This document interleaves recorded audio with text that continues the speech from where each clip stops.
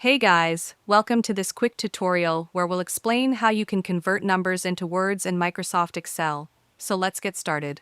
By default, Excel doesn't have a built-in formula to spell out numbers as words, so we need to use a custom VBA code.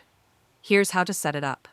First, open Excel and enable the Developer tab. To do this, right-click on the ribbon, select Customize Ribbon, and check the box for Developer. Click OK, and you'll now see the Developer option appear. Next, go to the Developer tab and click Visual Basic. From here, you'll need to import a custom code file. I've provided a sample file in the description, which you can download and then import using File and an import file inside the VBA editor. Once imported, close the editor. Now, back in Excel, type a formula like =spell number, a 1 where a 1 contains your number.